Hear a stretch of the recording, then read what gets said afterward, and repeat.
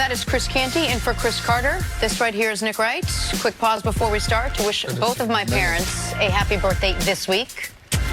That means today's the dad's birthday. Yesterday was the mom's birthday. Forgot to wish the mom a happy birthday. Couldn't wish the dad a happy birthday without wishing the mom a happy birthday. So now she's lumping them all into that birthday week. Anyone else celebrating a birthday? Thing with Jen, that she loved dad more than Mom got snubbed. Mom got snubbed. None of those things happen. There's never but happy birthday to both of you. Love you both to death. Never a dull moment in the NFL as we begin our 3-hour program this morning.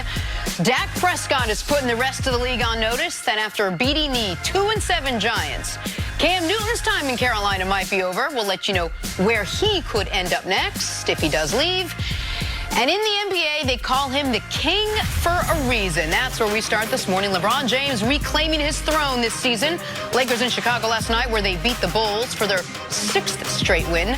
For LeBron, 30 points, 10 rebounds, 11 assists. You know what that is. That is a triple-double, Canny. 3 straight triple-doubles for the guy some said had started to decline after last season. First Lakers since Magic Johnson to accomplish that feat. How is this happening for LeBron in year 17? Take a listen. Being a triple threat on the floor, you know, I trust my teammates to make shots. I just try to put the ball on time and on target. And they've been doing that defensively, you know, trying to, rebound as much as I can, even though I'm playing the point guard position. And then scoring, just trying to, read the defense, pick my spots, and just try to be aggressive. So, it comes with team success for me. A triple-double means absolutely nothing to me if it's not in a win. This is 3 wins for us, and I feel pretty, happy about the way we performed. Pretty happy, and then maybe a couple of other little emotions here. LeBron then tweeting this to his haters, #WashedKing.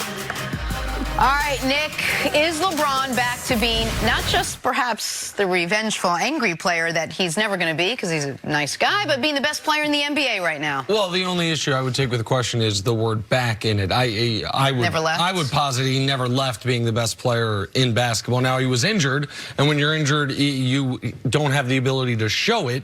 But, yeah, LeBron, for the better part of 14 straight years now, has been the best player in the league, and someone's going to have to snatch that from him. And yesterday's win was an oddly really good win for the Lakers. Yes. Because they played so incredibly poorly for 3 quarters to a bad Bulls team that LeBron had 28, 9, and 6 through 3 quarters, and that just barely kept them in it. It took a 4th quarter run that I know you're going to get into that really put the Lakers in position to get a win that should have never been in question. The Bulls are a building young team with a question mark at head coach and question marks all over the roster. So it shouldn't have taken a great LeBron James game for them to win, but it did, and he, of course, provided it. And for those that want to argue, no, LeBron's not the best player in basketball, my only question would be, well, then who is? Kevin Durant is out for the season. He was on his way to taking what he feels is his rightful place, and it's not his fault, but unfortunately his Achilles snapped on him, and so we can't see him outside of that Golden State ecosystem for another full year. Kawhi is already load managing, and he's doing it again tonight. That'll be 25% of the season. Kawhi Leonard just said, nah, don't need to play. Just like last year, 25% of the season. He said, nah, don't need to play. The closest competition to my eye is Giannis, and Giannis was the one who last year looked like he was going to take it, winning league MVP. Team had the best record. But if you're going to be considered the best player in the NBA, you don't have to have won a championship, but you have to have gone on at least one epic playoff run. Giannis missed that opportunity last year, so it's going to be hard for him, even though he's the guy I think will eventually take the crown from LeBron. It's going to be hard for him to win over the public until he goes on like LeBron did in 07, a playoff run that was unlike anything we'd seen in recent history, even though it didn't win in a title. So, yeah, he's the best player in the league. And if you watch a game like last night, Canny, he's controlling every aspect of the game on both ends like the best player in the league is supposed to. No, he was controlling every aspect of the game. You see him on offense. He's controlling the tempo. It looks like a functional offense when he's out there handling the ball. Now, I know a lot of people will have concerns about him being so ball dominant and the Lakers needing him to do that, but when you have Anthony Davis playing the way that he's playing, and then the guys on the bench playing the way that they were playing, especially last night and late in that third quarter and into that fourth quarter, that to me was probably the most impressive part about the win. I mean, you're talking about this team being down by as many as 19 in the third quarter, cut it to 13 at the end of the third quarter, go on a 14-0 run at the beginning of the fourth quarter, which was led by Kyle Kuzma and Quinn Cook. And you look at that team being able to do that, those guys coming off the bench, Kyle Kuzma coming off the ankle injury, they wanted to restrict his minutes last night, but when you looked at the bench and saw LeBron James and Anthony Davis reacting to him, you could see that they were excited about it because they know how important Kyle Kuzma is going to be to this team if they're going to accomplish their ultimate goal. Now, the only question remains is, can they do it against better competition when you're managing LeBron James and Anthony Davis's minutes? Now, Anthony Davis was on the bench for a completely different reason. He got into a little bit of foul trouble last night. But LeBron James, Frank Vogel talked about it after the game, he wasn't going to extend LeBron James in that game. So it was going to have to be some other guys to step up, and those other guys did step up. Even Dwight Howard, he played well on both sides of the court. The big block against Kobe White, being able to get an old-fashioned three-point play late in that game. Alex Caruso, he had another great play. He got the steal on Zach LaVine, ended up getting the old-fashioned three-point play. So I look at those guys and those types of contributions. That's what it's going to take for the Lakers to accomplish their ultimate goal, which is winning a title. You know, Nick, the reason I think that you're in the minority in thinking LeBron never left as being the best player in the NBA is because I'm not sure LeBron even fully believes that. He came out of the gate, I mean, obviously rested from having all of last year to rest in the postseason and whatnot, but almost as if he had something to prove. I want to come out strong. I want to get my teammates involved. I want to lead the league in assists. I want triple doubles. And then he followed it up on social media, where if you know LeBron, a lot of what he's really thinking, he sort of puts out on social media. He's angry at someone. He's upset. He wants to prove something to someone. Yeah, I think that there is he trying to make a point? Well, I think there was an element of, really, I do this for 15 straight years. I'm healthy for 15 straight years. I go to 8 straight NBA finals. And then I go to a team that we all acknowledged was not going to be able to win a championship in year one, that it was going to be a process in year one.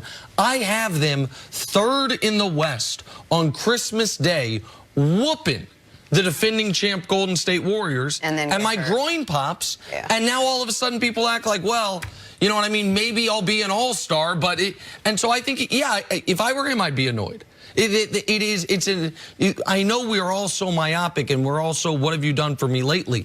But to act like you have built up no, not even credibility, but no margin of error and no reasonable doubt as far as, okay, once he gets healthy, he'll get back to being the guy he has been since year 2. Yeah, I'd be angry if I were him. I'd be irritated if I were him. And so I don't think he is out there gunning for triple doubles. I think he knows the way to remind everyone is not only the individual stat sheet, but you look at the NBA standings today. Oh, the Lakers have the best record in the league with the best point differential in the league. That's the way to remind everyone he's retaken his rightful place as the best player in basketball. No, you're right. That is the way to remind everyone. But I feel like because LeBron James has been so great for so long, and we haven't seen somebody with his athleticism and his overall physicality in his game be able to sustain that level of play as they get later and later into their 30s. I think everybody wants to be the first one to the party to say LeBron James has lost it as the best player in the NBA. The same way everyone tried to do with Tom Brady, and then he had that resurgence. That's exactly right, Jenna. For some reason, because those guys have been great and they've been able to sustain that level of play, people want to be the ones to predict when they're going to fall off. But LeBron James, I mean, you saw the injury that happened throughout the season last year with the groin, and we just knew that he was dealing with some health concerns. But there's an explanation for that. I mean, over the course of the last 7 or 8 years, nobody has played more basketball in terms of minutes and games than LeBron James. So, I mean, everybody has to understand at some point that takes a toll, but it's whether or not LeBron James can recover and get back to that level of play. And I think he's showing that. Granted, it's a small sample size, but he's showing us that early this season. If there were, and if people can act like they can try to change the question, or they can try to act like this isn't the obvious point. But right now, this moment, if every player in the league were available to you, and you were talking about for this year and this year only, every single GM in basketball would say, give me 23 for the Lakers. I will start there and work backwards. Not Anthony Davis, not Harden, not Kawhi. Steph's on the rack. Certainly not Jokic, all these guys that were like, oh, he's the next guy. If you had one for this season, if you can have any player in the league. Over Giannis? The answer, even over Giannis, because now Giannis is the closest competition, I feel, but because you know there isn't an answer for him come the postseason, Giannis also show that. I think Giannis would be the close second, and if you were to extend the timeline, Giannis would become the first pick. But for this season, for the LeBron. 16th straight